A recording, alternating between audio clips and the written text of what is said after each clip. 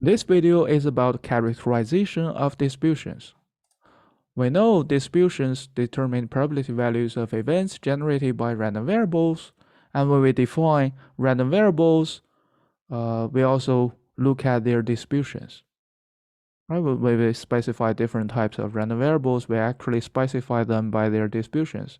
So distribution is a very important concept. And in this video, what we want to answer is a specific question. How do we describe distributions? We know we have PDF function for continuous real valued random variable to represent their distributions, the probability density function. And we have PMF for discrete ones, the probability mass function. So the specific question we want to answer in this question would be, how do we describe the shape of PDF or PMF of given random variables? The first set of criteria is about median and mode. So what is a median first? A number C is a median of a given random variable if the probability value of this given random variable x smaller or equal to C is larger or equal to half, and the probability of x larger or equal to C is also larger or equal to half. Based on the definition, we can see that the median is different from the mean or expectation of the given random variable. Here we use C to denote the median, and we use mu. We always use mu to denote expectation. Right? Apparently here, for expectation value of a given random variable, the expected value is always a unique fixed number. Well, for median, it may not be unique. Right? There might be multiple of numbers. They can all serve as the median, as we're gonna see in later examples as well. This is not the unique difference, of course. There are also different properties associated with median and expectation. Let's take a look at the following properties. The value that minimizes the mean squared error is the mean mu, and a value that minimizes the mean absolute error is a median C. How do we understand those two statements? Let's take a look at the first statements first. The value that minimizes the mean squared error, expected value of x minus x squared, is the mean mu. How do we understand this statement? So look at this expected value here. It can be essentially regarded as a function from x to a number, and the number is assigned by the expectation, the expected value of random variable x minus the small x to the power 2. This is essentially the average, the distance from this random variable to this small x to the power 2 measured by the square distance. So what is the distance on average for this random variable x to be away from this small given x measured by the square difference, the distance on average? So this is the interpretation for this mean squared error. And for different choices of x, apparently we have different values of the expected value of x minus small x to the power 2. Which value would make sure that this expectation achieves its minimum? Well, it would be the mean mu, right? That's the interpretation of the first statements. Then how about the second one? If we consider a value that minimizes the mean absolute error, well, here we're gonna look at the distance between possible values taken by x to the small x measured by absolute distance. And the average distance here is the expected value of x minus x, well, measured by absolute value, absolute distance. And a value achieves the minimization, minimum of this function from x to numbers of x, expected value of x minus x. So which value of x we should choose to make sure this one achieves its minimum? That value would be a median C. Look at, we use D in we use the in the first statement and we use a in the second statement, because the minimizer or the solution for the first question, right, the value that could minimize the mean squared error is unique. As for the solution for the second one, at which numbers those mean absolute error would achieve the minimum, the solutions may not be unique. There might be multiple numbers that the mean absolute error achieves its minimum at all these numbers. And let's take a look at the proof of this sketch of the proof of these two statements. Let's take a look of the expected value of x minus x to the power 2. Right now we can rewrite x minus x as x minus mu plus mu minus x, right, minus small x, and to the power 2 to the power 2. Now we span the second formulas here, which can be rewritten as x minus mu, the random variable x minus its expectation to the power 2, plus 2 times mu minus x. This is a number times x minus its expectation, plus mu minus x to the power 2, again a number. Then by the linearity of the expectation, the expected value of x minus x is essentially the summation of these three expectations.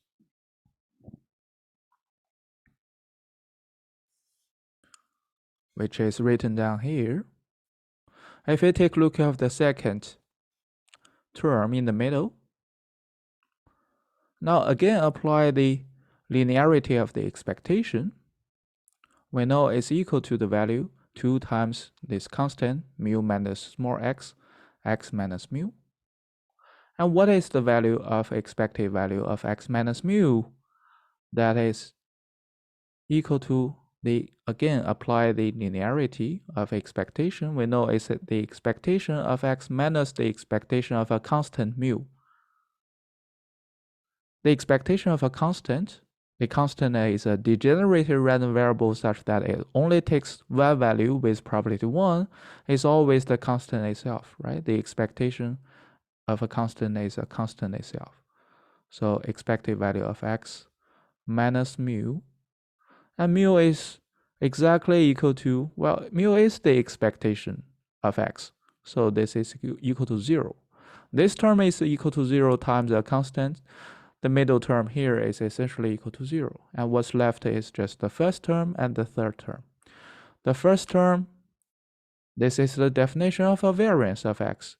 It's a fixed number and does not change by choosing any different values of small x, right? The first term here does not contain any small x anyway. And the third term is essentially, again, an expectation of a constant. And how to achieve the minimum of this constant, we can only choose x equal to mu, right? So the value that minimizes the mean squared error is indeed, we can only choose x equal to mu to make sure this expected value of x minus small x to the power 2 achieves its minimum.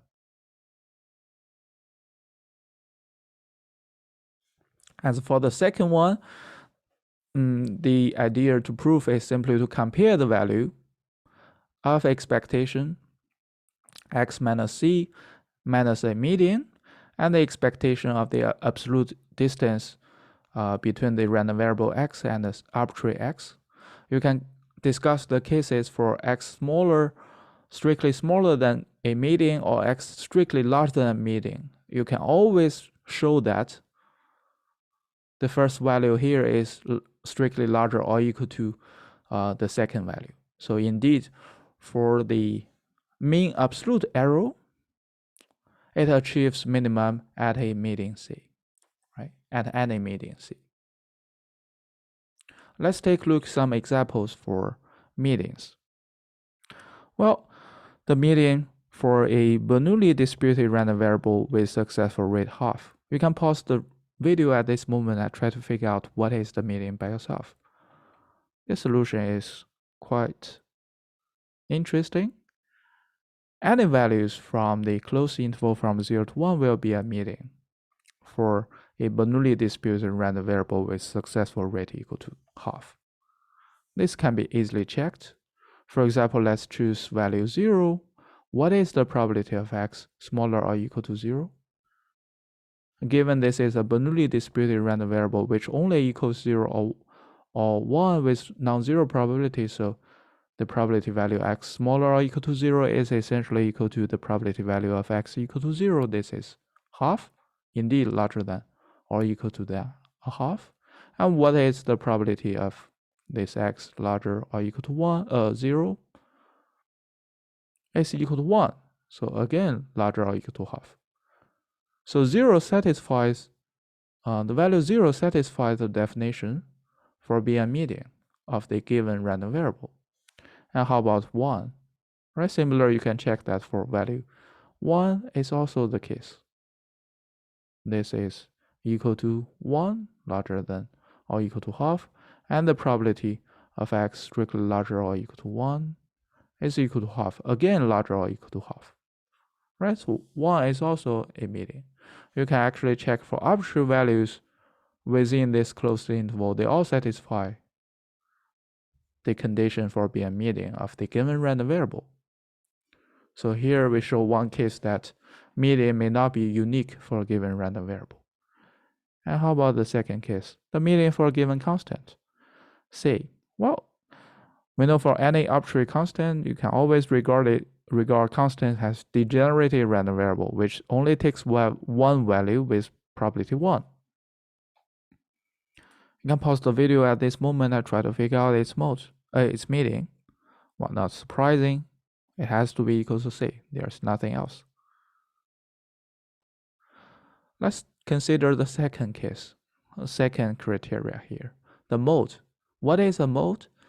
A mode, again, may not be unique.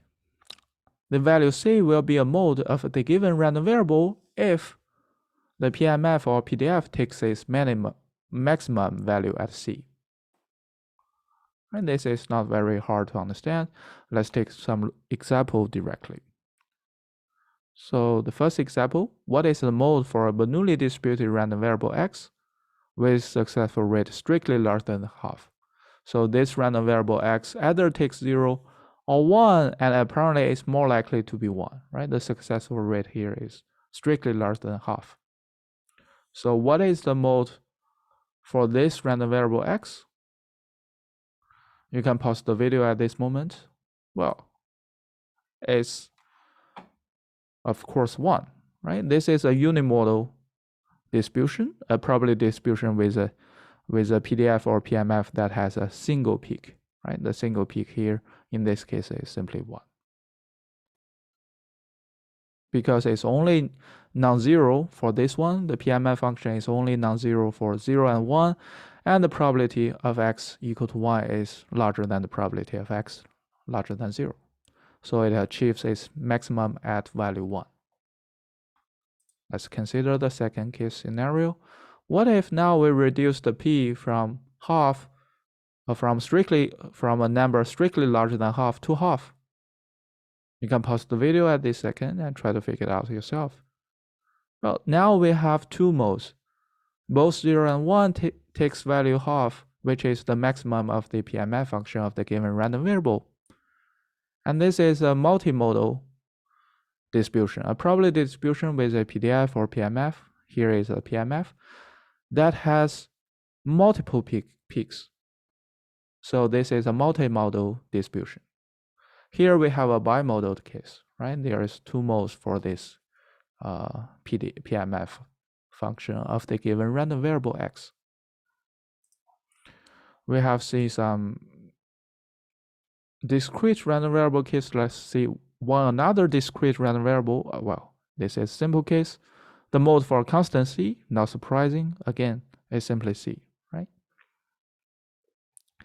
We have seen enough discrete random variable cases. Let's see one continuous random variable case, which is the normally distributed random variable with mean mu and variance equal with variance sigma square. what is the mode for this random variable x, right? The normally distributed random variable with mean mu and variance sigma square. You can pause the video at this second and try to figure out yourself. Here we have continuous random variable. So we need to real value the random variable. We need to look at the PDF here, right? For discrete ones, we look at the PMF. For continuous ones, we're gonna look at the PDF. The PDF function for a normally distributed random variable with mean mu and sigma square is in this format. So it's a constant here multiplied by an exponential distribution. It's easy to check that this exponential distribution takes its maximum at the point say equal to mu, right? Because if you look at this exponential distribution,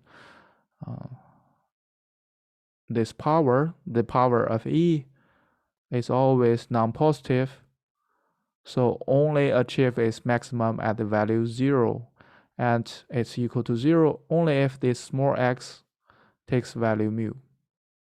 So the mu is the mode. We know the mu is also the expectation of the given random variable x in this case. Actually, the mu for this random variable x is also the median. You can check by the definition, right? Because if you integrate from negative infinity to mu, fx x dx will equal to half.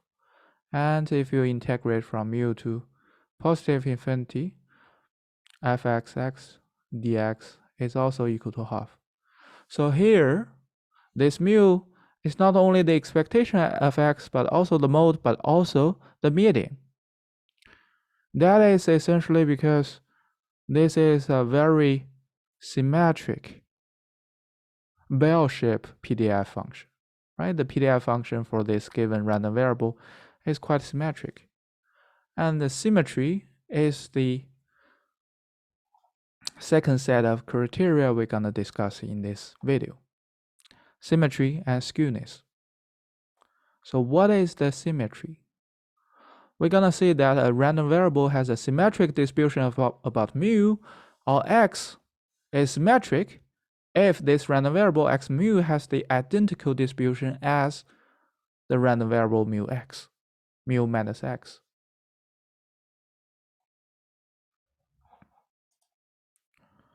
Let's take a look some examples directly. The first example, continuous ones. If that follows standard normal distribution with mean 0 and variance 1, we know that both z and minus z, both that minus the mu here is simply 0 and 0 minus z is minus z. They have identical PDF. So we know this z has a symmetric distribution about its mu, or z is symmetric. We have already shown that the distribution of the z minus mu has identical distribution, identical CDF as 0 minus z from the video when we introduce the normal distribution. And you can easily verify that indeed that is the case, because they have a very nice bell-shaped symmetric PDF, right? Which is written down in this way. There is a small typo there, is to the power x squared. Now let's take a look at the second case. Suppose we flip one fair coin and betting on the head is exactly the same as betting on the bottom. Again, this is a symmetric distribution, right? Here we consider an indicator random variable which only takes one if it equals head, otherwise 0, which is a Bernoulli distribution with successful rate half. And again, we can show that if for the continuous type, we're gonna look at the PDF. For a discrete time, for a discrete random variable, what we're gonna look at is the PMF. And indeed, we can show that the PMF function of x minus mu in this case is exactly the same as the PMF function of mu xx. This is essentially checked by saying that the probability value of x minus mu equals to k is exactly the probability value of mu minus k equals to k.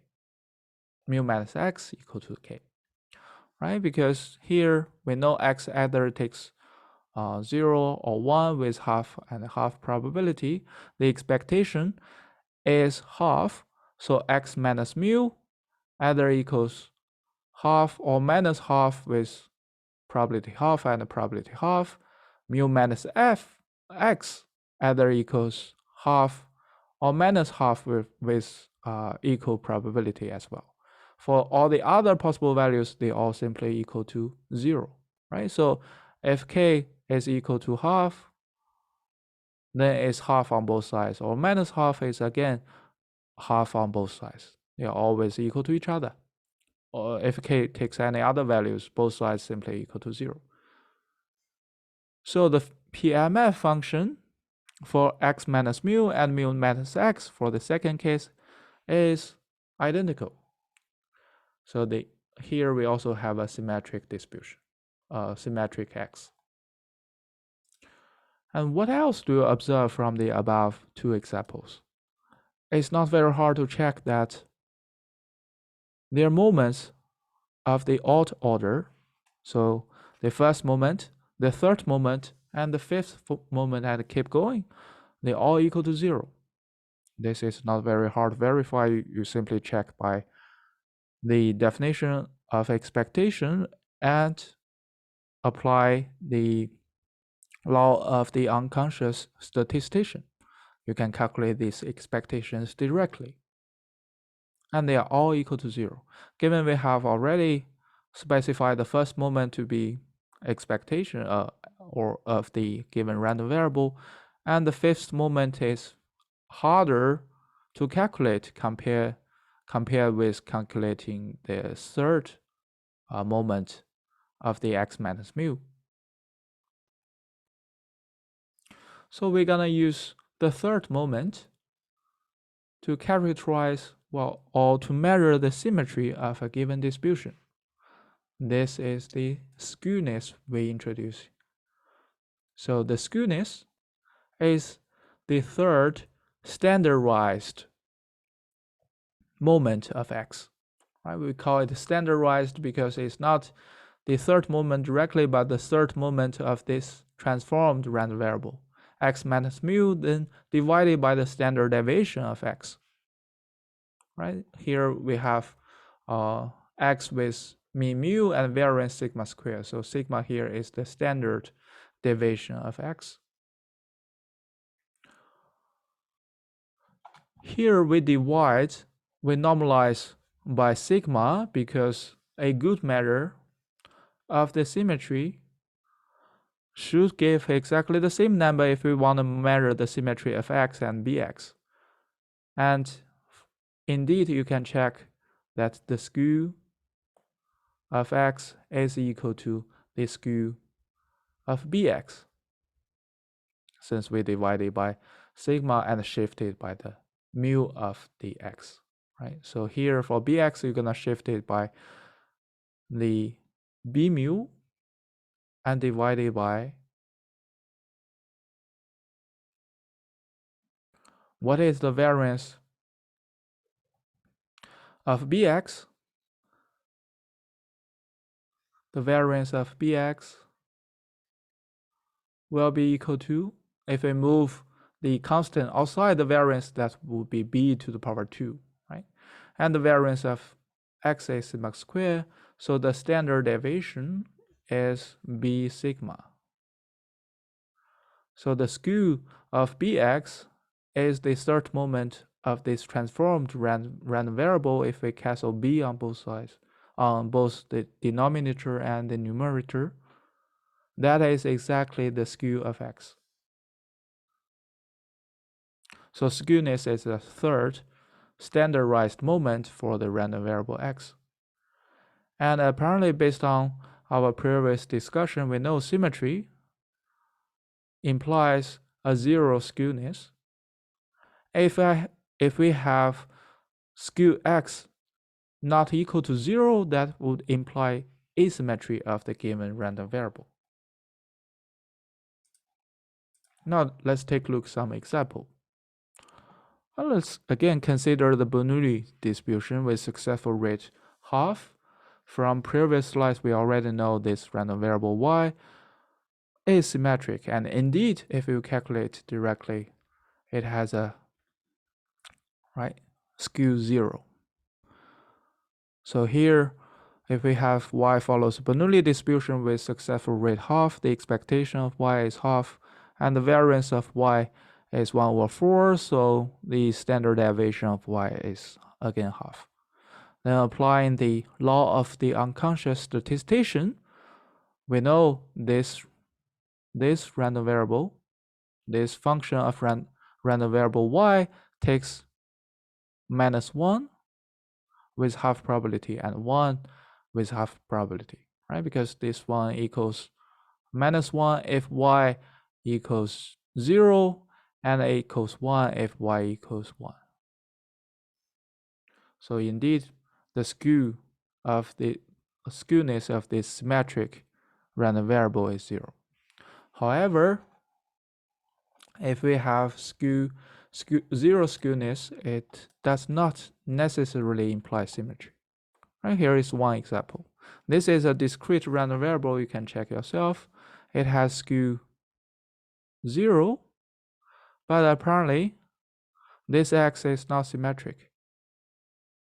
Right? This x has a mean 0, so we only need to compare the distribution of x minus 0 and 0 minus x, which is negative x. This is x.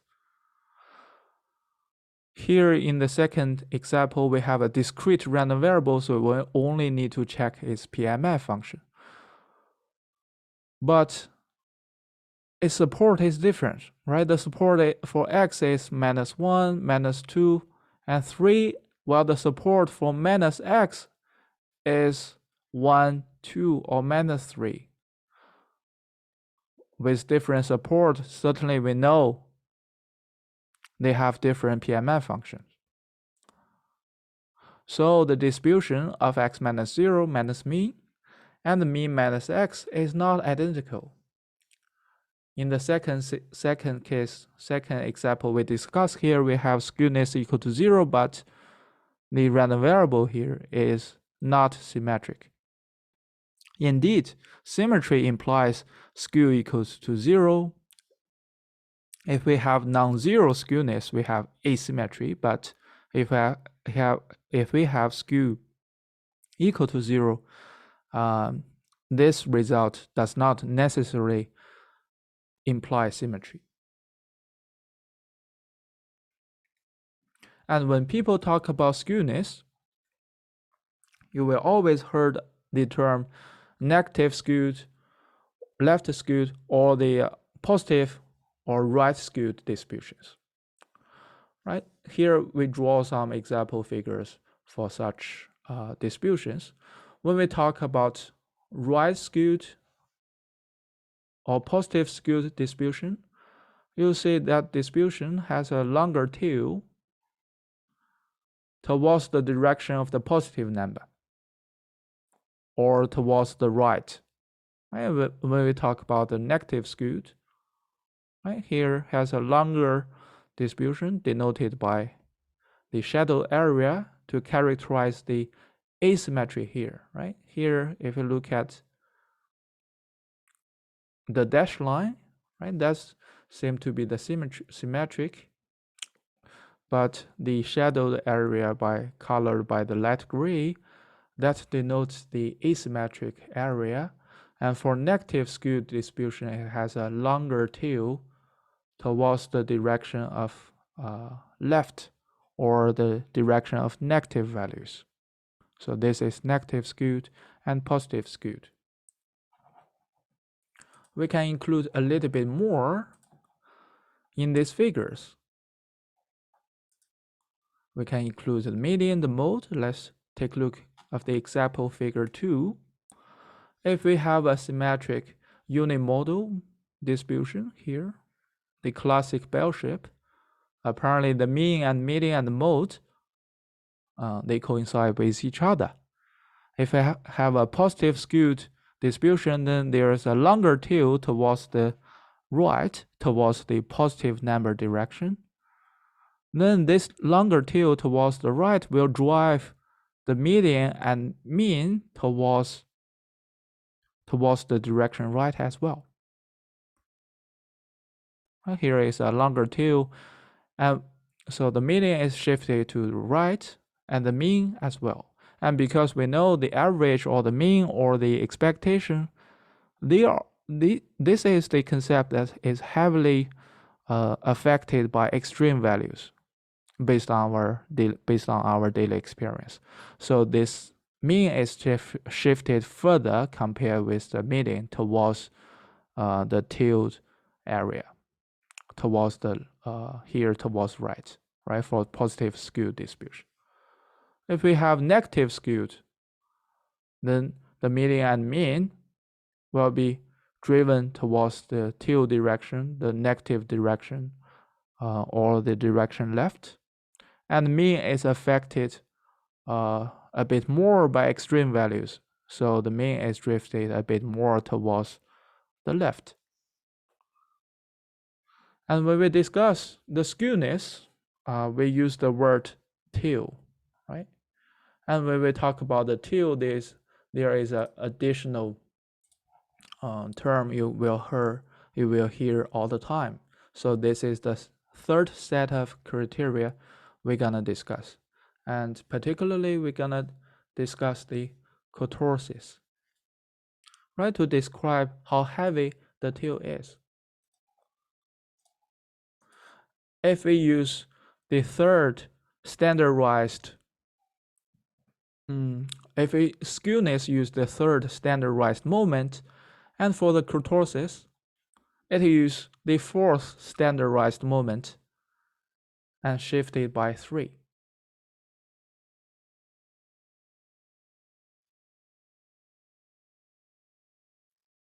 So this is the definition of the kurtosis.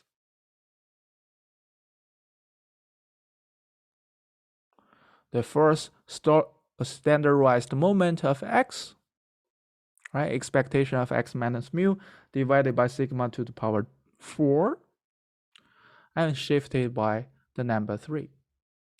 So what does this kurtosis measure? The kurtosis is a measure how heavy the tail of the probability distribution of a given real-valued random variable is, right? It measures the tail, the heaviness of the tail. It sounds still very abstract, but let's take a look one example first. Here, we draw a student T distribution, the PDF of a student T distribution of degree freedom 5. You don't have to understand what exactly it looks like. Here I draw the figure directly. If we calculate the kurtosis, this one has a 5. And we also draw a standard normal bell-shaped PDF. The kurtosis here is 0. And if we compare the figures here, apparently for the blue one, for the student T PDF, the tail is a bit is heavier than the red curve.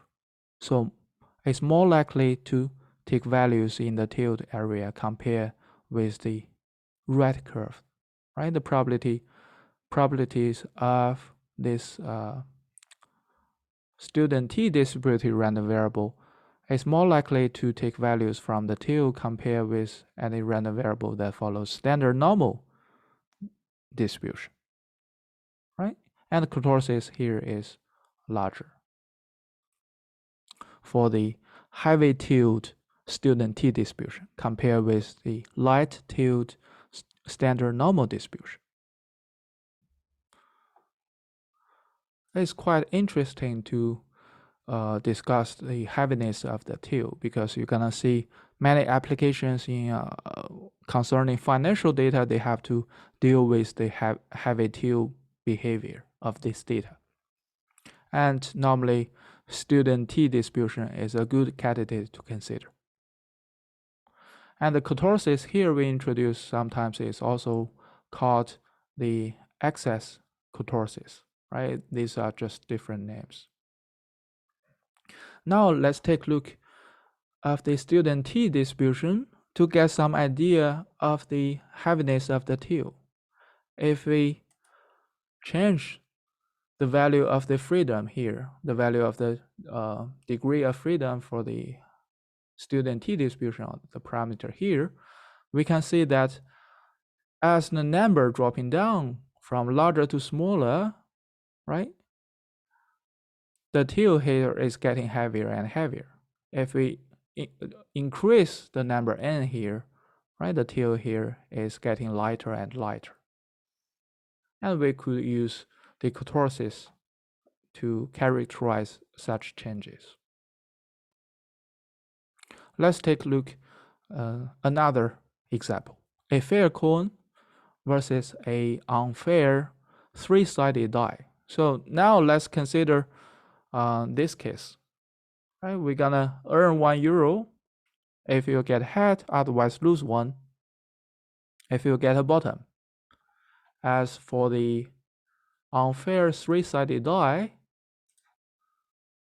it could be possible that we have 0 with very large probability here, 3/4, or you could earn €2 with 1/, so this is unfair three-sided die is marked with 0, 2, and -2. It's unfair, it's more likely to take value 0, but on the meantime, it has a probability 1/8 to either be -2 or 2 here, right? Let's compare these two PMF functions. So apparently they are quite symmetric, right? And if you calculate the average, both average, the mean is exactly the same, 0. And the mode for this fair coin case is either -1 or 1, right? For the unfair three-sided die, the mode is unique,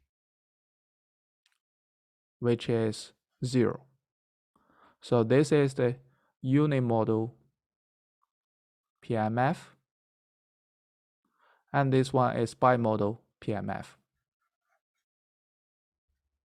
which has 2 modes of there. And if you look at the variance, you can calculate directly. The variance is also the same. Is apparently the also be symmetric distribution, right? Because -1, 1, if you consider, let's indicate the results of this fair coin as x. Apparently x and -x have identical PMF, and the same goes for if you consider denotes the outcome of this unfair three-sided die as y, then again you can check directly the PMF function of y and -y. The expectation is 0, right? So again, these two random variables, they also have identical PMF, so it's quite symmetric. And the skewness for both cases are 0. And now you can pause the video at this moment and try to make some educated guess about what happens to the kurtosis concerning those two cases. Apparently, if you look at the graph directly, right, the PMF graph directly, for the unfair three-sided die, the till is much higher compared with the fair coin. For the unfair three-sided die, it's more likely, right? For the fair coin, it's not possible to take this till value, -2 or 2 is basically bounded by -1 and 1. So if you calculate by definition, and we also have the kurtosis of the blue one, the unfair three-sided die, is strictly larger than the kurtosis of the red one, because for the unfair three-sided die, they have higher probability to take larger or extreme values, right? The tail is a bit heavier for the blue one. Okay, so in this video we discuss some criteria of describing given distributions, focusing on describing the shape of PMF or PDF of given random variables. And thank you for watching this video.